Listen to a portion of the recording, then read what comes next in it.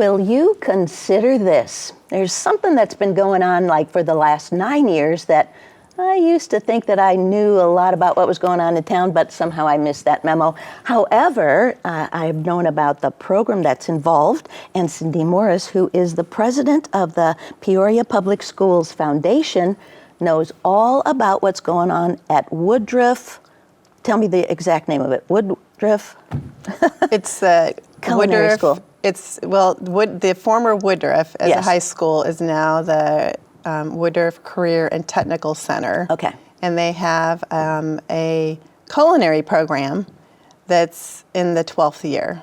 Yeah. Well, see, I knew about that much. Yes. But yes. I missed after the 12th, and I kind of missed until last year. So the culinary program's been around 12 years, and it's really a cool thing for our students because these are high school students that are at their regular high schools. So from Richwoods, Peoria High, Emmanuel, they have their regular high school hours, and then they go to the culinary program in addition to that. And when they graduate from high school, they have their culinary license. So a lot of these students are learning, the skills in the kitchen and cooking and learning about various hospitality things in the restaurant business. A lot of the students have, in addition, internships at restaurants, but that when they graduate, they have a high school degree and a culinary certificate, so they are fully ready to go work at a restaurant. I think a lot of them are, hoping someday to be a restaurant owner or, be in the hospitality business. And probably many of them have never been to some nicer restaurants. I mean, they're young kids, so they go to fast food and that's about it. But so this is really, really a learning experience for them all the way around, from the minute somebody walks in the door to all of the food prep safety and everything. Yeah, and there's Chef Yeti and Chef Kevin are the leaders of this program at WCTC. And they are absolutely wonderful. They really take on the kids and really try to help them, be the best versions of themselves in this program. And the other thing about this program is they do a cafe. And they do that, usually it's twice a month on Thursdays. And anyone in the community could make a reservation, but you go to WCTC during the lunch hour and you have a full cafe experience, all for $8. Wow. So, and it's neat to see the kids in action because they've prepared the food, they serve it, that interpersonal connection with the people attending the cafe. So yeah, it's a wonderful thing just if you want a nice lunch or to take colleagues or friends. You can't beat the $8, and it's always a delicious meal. So it's 2 Thursdays a month. The last one will be on April 10th. So just during the school year then? During the school year. So how would somebody make a reservation to go to that? Do you know what the menu is beforehand? And you do, and you can follow them on Instagram or Facebook, and they put the menu out that way, or through the school's website. You do need to make a reservation. I mean, I do think they take walk-ins, but the other thing is they do takeaway too. So you could even pick up lunch to go for your office or home, and you usually get the menu the week before. We had our foundation board meeting last month, so instead of a 4 o'clock meeting, we moved it to noon, and we all had a very nice lunch and then just had our meeting. So we had the most delicious chicken pot pie and salad. They always have soup and then a nice dessert. Wow. So what's the capacity then? How many people can fit into, where do they serve it? In the old gym? It's the old, it's the cafeteria for Woodruff, so there's plenty of seating. All right. I mean, I think when we were there, it looked like there were at least 100 people in there, so Really? It was full. Great, Yeah. great. How many other places have a career center like this? How many other schools around the country is this rare? Where did you get the idea?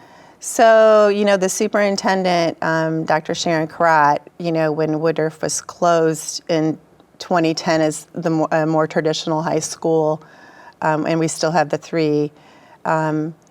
It's, I think, really good for Peoria that they repurposed it, and they did close it for a year. And then, I mean, I think a lot of it was her idea.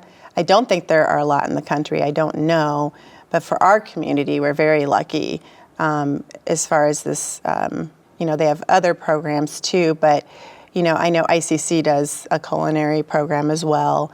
But for a high school to do it, and for a high school student to graduate and have this, it's unique. It really, truly is. And Sharon, it's easier just to say her first name. She just won Superintendent of the Year in the state of Illinois. She did, and I was privileged to be there. So she, has been doing the superintendent for 10 plus years. And it was a big honor, for the state of Illinois for her to be recognized. For that innovation. All right, so now the one thing that I didn't know about until just last year was the 365 breakfast that these kids prepare too. So tell me about that, and what's the goal? So the 365 breakfast, this is our 10th year. And it's a big one, and I have to share, Dr. Carrott does get credit for helping us with this event. I think the first meeting I had with her, I said, we always do a golf outing and then kind of reach out to funders through letters and things like that, but she came from Danville, and they did this breakfast. So the concept was an early morning in-and-out breakfast, and for the people that attend to give $365 a day. And we started immediately and super excited in our 10th year. We do have a large goal because it's the Big 10 of $100,000. Okay. And last year we raised $81,000. So. And your goal was only $55,000 last year. Yes. So we are. I know right now we're already halfway to reaching that goal, and.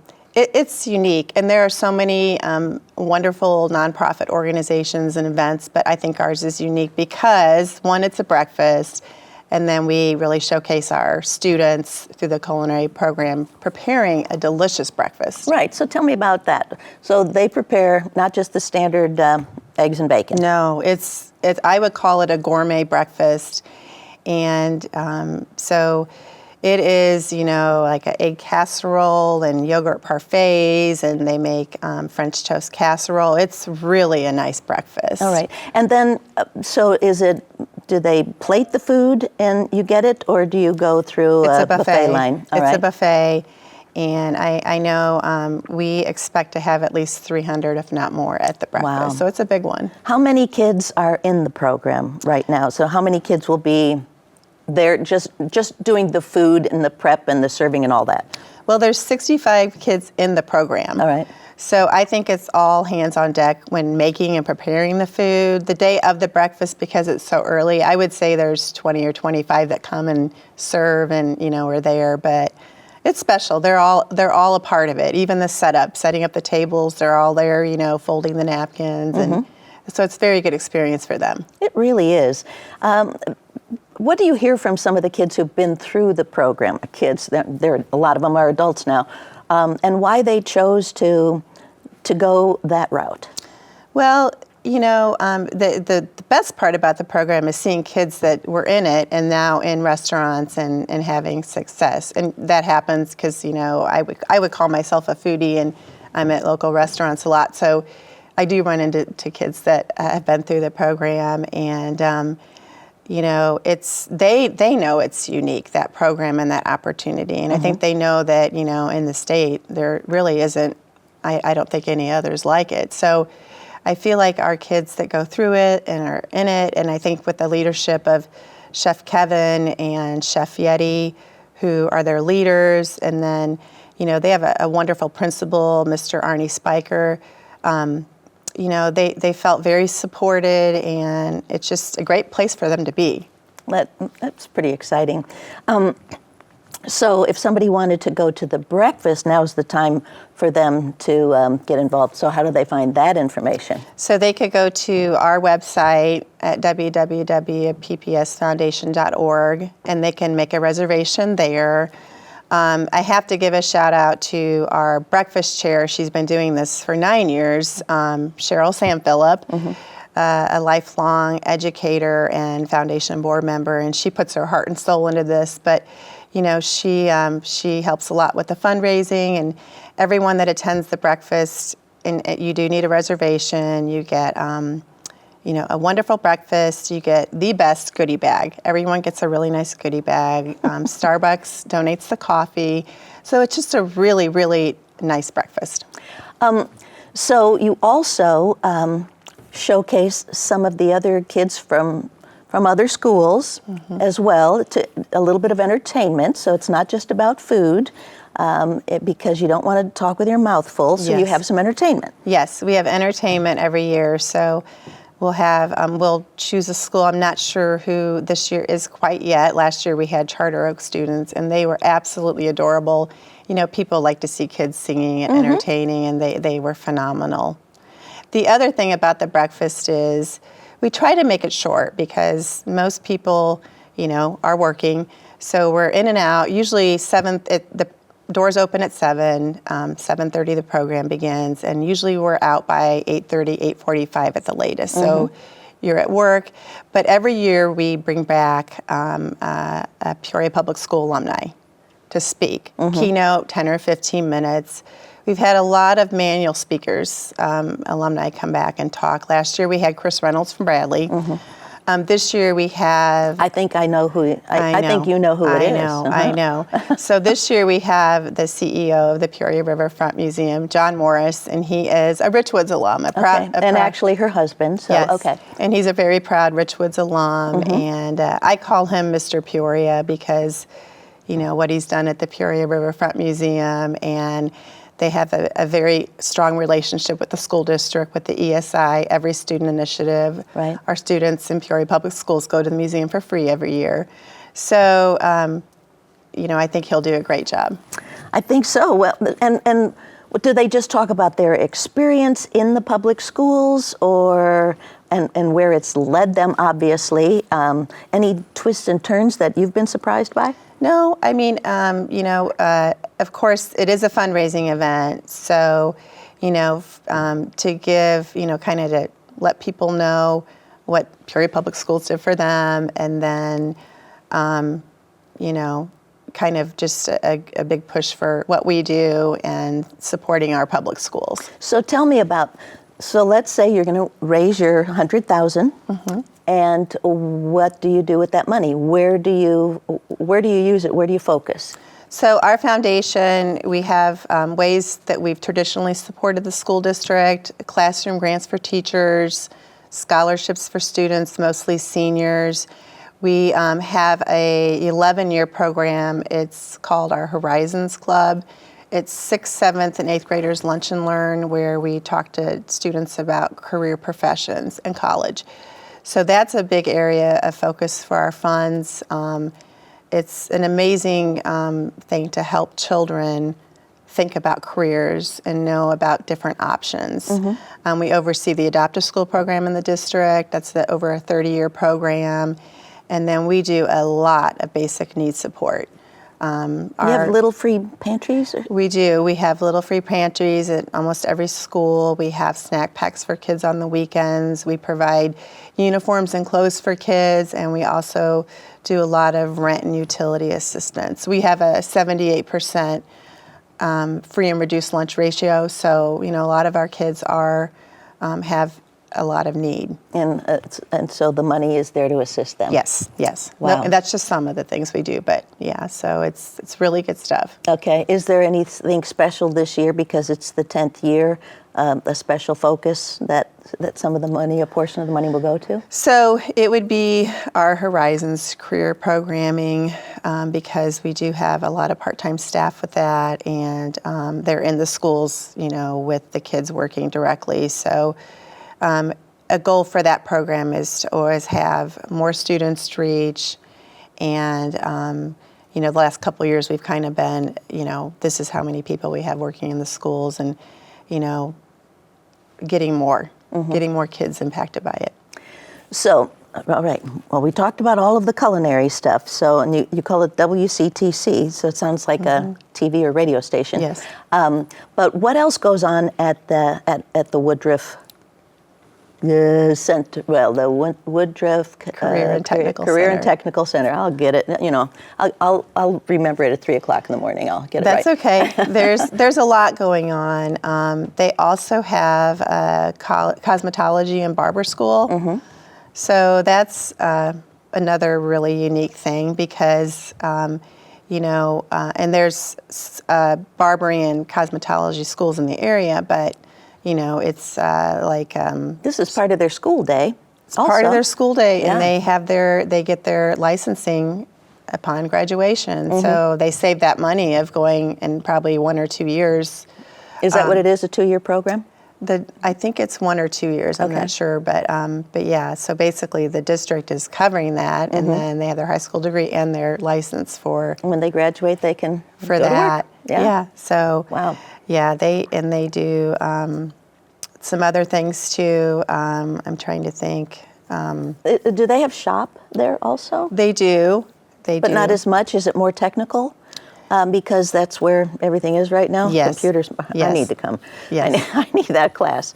But they still, and also at Manual High School, they have wood shop. So I'm glad they have that option for our students. Yeah, it was kind of lost there for a while. Yeah. Yeah. So just wrap around. Back to the culinary school. Is it a 1 or 2 year program or more than that? It's 2 years. Okay.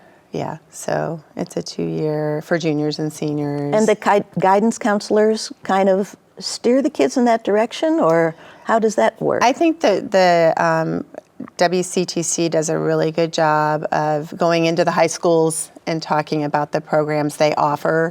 And then if kids have the interest, then they go from there. So do they do that freshman year or sophomore year, or when do they do that? I think they start exposure early on. Okay. So, Well, and then a lot of the kids probably know just because some of their friends or older brothers and sisters have gone through. yeah, it's very special. And that's the thing about Peoria Public Schools. I feel like there's so many opportunities for our kids and that people don't know, like the IB program. The special needs programs. We have a special school, Jameson, Right. that students can go up to the age of 21. There's the JROTC program. Not all the schools in the area have that. And, for kids that want to get in the military, they have that. They have that option. They have that option. Right. So you've been with the foundation for how long? 15 years. 15 already. Wow. Where do you hope to see things go in the future? For the foundation? Yes. Well, You can talk about your personal life if you want to, but I'm thinking foundation. Let's start there. yeah, and it's funny because I've been there 15 years. They're starting to ask the R word. I'm like, I'm not ready to retire yet. But I feel like our organization, we make such great impact, and it's so exclusive to our school district. I feel like, besides the basic needs stuff that we support, growing and continuing our career and college readiness, I feel like it's so impactful. And I remember, 14 years ago having conversations with Glenn Barton, the former CEO of Caterpillar, when we wanted to start this. He said, I'm all on board and I fully support this. And, I know he'd be smiling that, we're in year 11 and just thriving and booming. But, there are, some other things maybe, that come up. I feel like, and again, Dr. Kratz started the Wraparound Center, which is for social emotional learning. Right. And at how is that Treewind. doing? That's in the old Treewind School. It's going very well, but maybe that's an area we look at too for some expanded supports, because we know that social emotional learning is real, and the impact of it. Absolutely. So, Yeah. But then where do you start? Or, you have your thinking cap on all the time. it's always really for us, what I've learned is piloting, like we did for the Horizons. We started in 3 schools, 75 students, and now we're 800 to 1,000 students a year. So, whatever we do in the future, it's starting small and learning from that. What are you looking at in terms of other schools around the country? And you get little snippets of things that might be working. So you put your feather to pad, ink and write it out and say, okay, this is a wish list. This is something that could be done, because the makeup of Peoria Public Schools is unique. It is, and I'm honored to serve on a National Education Foundation board. So I talk to people that are in positions like mine across the country, and I am blown away that we're in a place with our foundation that exceeds far more than any other in the country. So I'm very proud of that fact. And, I have a lot of people, mostly in the state of Illinois, contacting us on what we do and how they can emulate that. So we are in a very, very great place. I have a wonderful staff and team and board.